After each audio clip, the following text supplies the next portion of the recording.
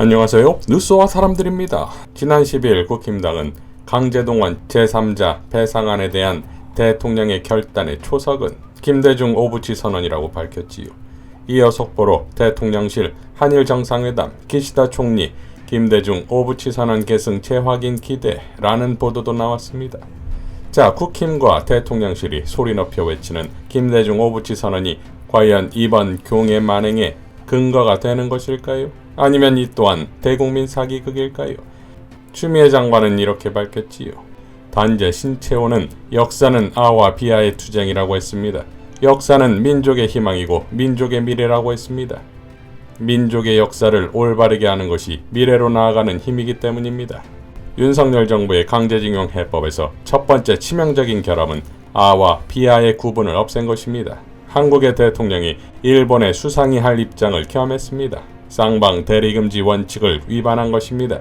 민족의 입장에서 아에 대한 기본인식과 이해가 없기에 굴복선언일 뿐입니다. 욕먹을 각오를 한 대결단이라고 주장하지만 외교의 기본조차도 못 갖춘 매우 함량미달의 해프닝에 불과한 것입니다. 윤석열 대통령은 김대중 오부치 선언을 계승한다고 했습니다. 그런데 김대중 오부치 선언은 한일이 과거를 직시하고 미래로 나아가자는 것이었습니다. 그러나 윤석열 해법은 과거 직시를 빼고 과거를 묻고 가겠다는 것입니다. 강제징용당한 피해자도 불법성을 거듭 확정한 대법원의 판결도 피해자의 의사에 반하는 대위 변제가 불가능하다는 민법도 다 무시하고 있습니다. 오직 일본의 입장과 체면을 우선하겠다는 것입니다. 이에 일본은 아예 대놓고 국내외에서 강제징용도 없었고 종군위안부도 없었다고 큰소리치고 있습니다. 그럼에도 사실을 왜곡하는 일본에 대해 찍소리 한번 못하고 피해자와 민족의 의사에 반하는 대위 변제를 밀어붙이겠다는 것은 김대중 정신도 아니고 김대중 오부치 선언의 계승도 아닙니다. 올해는 단재 신채호 선생의 조선혁명선언 100주년의 해입니다. 리순 감옥에서 민족의 역사서를 집필하다가 해방을 보지 못하고 순국한 신채호 선생은 오직 올바른 역사만이 민족의 희망이요 힘이라고 했습니다.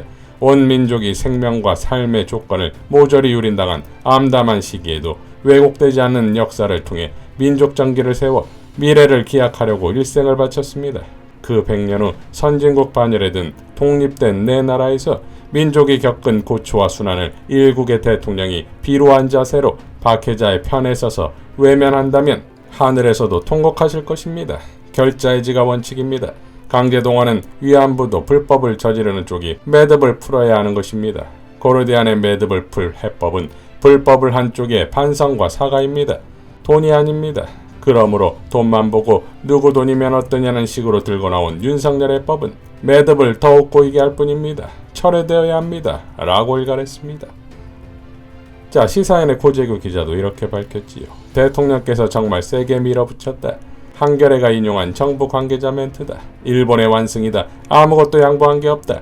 일본 언론에 등장한 자민당 강경파 중진의원의 멘트다. 다양한 분야의 정책은 국민들에게, 경험 많은 분들에게, 전문가들에게 제공을 받고 그것들을 잘 조합하고 인사관리를 하고 앞으로 제가 집권하면 분야별로 최고 전문가를 뽑아서 실력 있는 정부를 만들고 역동적인 경제를 일궈내겠습니다. 2021년 국민의힘 대선 후보 텔레비전 토론 때 윤석열 후보의 멘트다.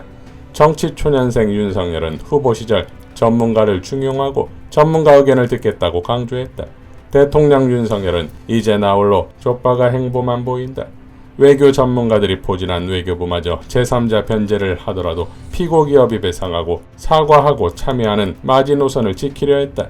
하지만 최고 통수권자의 드라이브로 마지노선마저 무너졌다. 외교부 전문가들의 조언도 따르지 않은 채 나홀로 드라이브를 한 뒤에 김대중 오부치 선언을 계승하겠다며 항변한다. 최근 언행을 보면 윤 대통령이 제대로 김대중 오부치 선언을 이해하고 있는지 의심스럽다. 3월 8일 동아일보에 따르면 윤석열 대통령이 3.1절 기념사를 쓴 뒤 김대중 전 대통령의 1998년 10월 일본 국회 연설문을 접하고 내 생각과 똑같다라고 참모들에게 언급했다라고 한다. 김대중 대통령의 1998년 10월 일본 국회 연설이란 바로 이 선언을 한 뒤 당일 오후 일본 의회에서 한 연설이다. 이 연설문을 이제야 접했다고? 김대중 오부치 선언을 후보 시절 내내 주장하고 이번에도 강변했는데 정작 의회 연설을 미처 읽지도 못했다고 자인한 셈이다.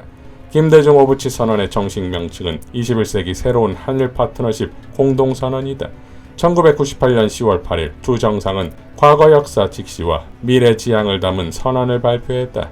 오부치 총리 대신은 금세기에 한일 양국 관계를 돌이켜보고 일본이 과거 한때 식민지 지배로 인하여 한국 국민에게 타대한 손해와 고통을 안겨주었다는 역사적 사실을 겸허히 받아들이면서 이에 대하여 통절한 반성과 마음으로부터의 사죄를 했다. 제2항 김대중 대통령은 이러한 오부치 총리 대신에 역사인식 표명을 진지하게 받아들이고 이를 평가하는 동시에 양국이 과거의 불행한 역사를 극복하고 화해와 선린우호 협력에 입각한 미래지향적 관계를 발전시키기 위해 서로 노력하는 것이 시대적 요청이라는 뜻을 표명했다. 제2항 3.1절 기념사에서도 드러나듯 윤석열 대통령은 과거 역사 직시를 걷어내고 미래지향만 강조한다. 더 큰 오독이다. 김대중 대통령은 한반도 평화와 동북아 평화의 길로 나아가는 큰 구상의 하나로 이 선언을 견인했다. 양국 정상은 양국이 각각 미국과의 안전보장 체제를 견지하는 동시에 아시아 태평양 지역의 평화와 안정을 위한 다자간 대화 노력을 더욱 강조해 나가는 것이 중요하다는 데 의견의 일치를 보았다.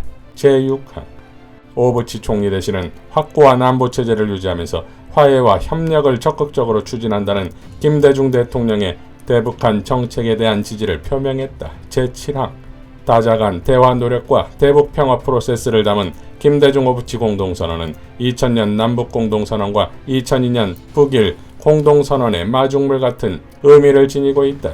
거인 김대중의 구상은 한미일 북중러 대결체제의 해체였다. 그런데 윤석열 대통령은 김대중 오부치 선언을 계승하겠다면서 오히려 한미일 블록화로 나아가고 있다. 모순 합법의 모순 행보이고 억지 주장이다. 이명박 정부 시절인 2009년 서민경제, 남북관계, 민주주의가 파탄나자 김대중 전 대통령은 이런 마지막 말을 남겼다. 많은 사람들이 나쁜 신문 보지 않고 또 집회에 나가고 하면 힘이 커진다. 작게는 인터넷에 글을 올리면 된다. 하려고 하면 너무 많다. 하다못해 담벼락을 쳐다보고 욕을 할 수도 있다. 거인 김대중이 살아있다면 윤석열 대통령의 언행을 보며 이런 말을 했을 것 같다. 윤 대통령님, 거시기 좀 제대로 김대중 오부치 선언 전문을 좀 읽어보시오. 구글 유튜브만 보지 마시고 참모들이 요약해준 보고서만 읽지 마시고 좀 본인이 찾아서 전문을 읽어보시오. 그래도 시간이 남으면 술만 자시지 마시고 독서하세요. 독서. 말도 줄이고 경청하고 메모를 좀 하면 어떠십니까? 라고 밝혔습니다. 예비역장성 출신의 한설 교수도 다음과 같이 밝혔지요. 김대중의 대일정책과 윤석열의 대일정책 사이에는 어떤 차이가 있는 것일까? 크게 보아 두 가지 이유 때문 아닌가 한다. 첫 번째는 일본과 화해를 하는 정권과 정치 세력이 그럴 수 있는 자격이 있는가이고, 두 번째는 일본과의 화해가 자발적인 선택인가 아니면 미국의 압력에 의해 강요된 것인가 하는 것이다. 이 두 가지로 인해 외형적으로 비슷한 것 같은 대일 화해 정책의 성격과 의미가 심양과 같은 차이를 지니게 되는 것이다. 첫 번째, 일본과의 화해에 대한 자격 문제를 따져보자. 김대중이 일본과 화해 정책을 시도했을 때 한국의 대중들과 일제강점기 피해자들은 반대보다는 지지하는 입장이었다. 그것은 김대중 정권이 일본 강점기의 피해자들을 대표하고 있었기 때문이다. 용서와 화해는 피해자의 몫이다. 김대중은 피해자를 대표하고 있었기 때문에 일본과 화해를 함에 있어서 정당성을 지니고 있었다. 윤석열은 일제강점기 피해자들을 대표하고 있지 않다. 오히려 윤석열 정권과 그 정치 세력은 일제강점기의 가해자를 대표하고 있다. 현재 국민의힘 국회의원 상당수가 일본 강점기에 일본인들의 앞잡이로 동족을 해코지하던 자들의 후손인 경우가 적지 않다. 그런 자들은 한국인을 대신해서 일본과 화해와 용서를 말할 수 있는 자격이 없다. 그들도 일제강점기의 가해자이기 때문이다. 지금의 상황은 가해자가 피해자를 대신하여 과거 자신이 상전으로 모셨던 가해자에게 화해를 구걸하는 것이나 진배없다. 윤석열의 대일 화해는 일제강점기의 피해자들이 반대하는 것은 가해자들 사이의 화해와 협력을 받아들일 수 없다는 의미로 해석해야 할 것이다. 두 번째, 일본과 화해를 하겠다는 동기와 배경의 차이다. 김대중은 IMF 이후 나라를 맡아 경제 위기를 극복해야 했고 일본과 협력이 매우 중요했다. 우리의 필요에 의해서 일본과 화해를 시도했다. 일본과 화해를 하겠다는 그 출발점이 주도적인 의사결정에서 비롯되었다는 것이다. 반면 윤석열은 주도적이고 자주적인 의사결정이 아니라 미국의 세계 전략에 부합하기 위한 타율적 결정이라는 점에서 김대중과 근본적인 차이가 있다. 김대중이 자주적인 의사결정에 의한 것이라면 윤석열은 미국의 강요와 압력에 의해 일본과 관계를 강화하고자 하는 것이다. 지금 한국이 일본과 굴욕을 무릅쓰고 타협을 해야 할 정도의 상황인가? 결단코 그렇지 않다. 지금 윤석열이 한국이 일본과 화해하는 것은 우리의 필요성 때문이 아니라 미국의 필요 때문이다. 미국은 중국과 패권 경쟁을 위해 한미일 삼각협력이 반드시 필요하다. 한국이 최대 교역국인 중국을 대상으로 미국, 일본과 실질적인 군사동맹 관계를 유지하는 것은 어리석은 일이다. 상식적이라면 중국과의 관계는 가급적 우호적으로 유지하는 것이 바람직하다. 그럼에도 불구하고 윤석열은 미국의 요구를 받아들여 스스로 짚을 지고 불 속으로 뛰어들어가는 것과 같은 짓을 하고 있는 것이다. 미국은 한국과 일본이 서로 긴밀하게 협력하여 중국에 대해 맞서주길 바라고 있다. 윤석열 정권은 스스로 손해가 되는 것을 뻔히 알면서도 굴욕적인 한일 화해에 나선 것이다. 미국이 일본을 중심으로 중국에 맞설 수 있는 지역안보 구도를 구축하려는 것은 이미 다 알려져 있다. 이런 상황에서 윤석열 정권은 스스로 일본의 하위 파트너가 되는 길을 선택한 것이다. 이렇게 보면 김대중의 대일화해는 한국을 살리기 위한 결단이었고 윤석열의 대일화해는 외세 의존적인 민족 반역적 행위인 것이다.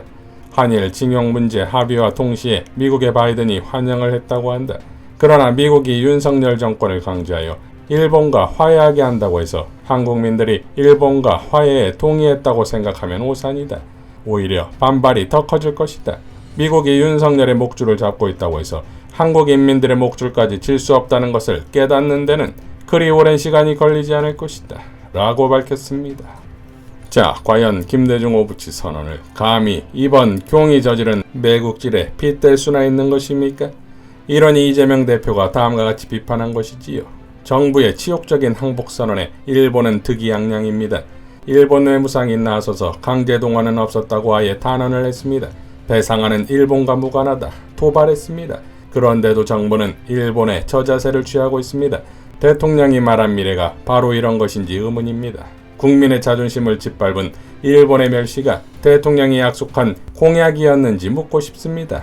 정부의 굴욕적인 배상안은 일본의 통절한 사과와 반성에 기초했던 김대중 오부치 선언이 아니라 돈 몇 푼의 과거사를 팔아넘겼던 김종필 오이라 야합의 재판입니다. 부끄러워야 합니다. 라고 일갈했습니다. 자, 16일 한일 정상회담 만찬 장소가 오므라이스 가게라는 게 말이나 됩니까? 더군다나 을미사변 때 생긴 가게라지요? 그러니까 모든 행사의 내용이 메시지인 것인데 교웅이 을미사변 때 생긴 일본 식당에 가서 그것도 오므라이스를 먹는다는 건 역사의 무지, 외교의 무지의 정점인 것인데 교웅의 주특기인 계란말이 대접하겠다고 안 하면 다행이겠습니다. 이상 뉴스와 사람들이었습니다. 시청해주셔서 감사드립니다.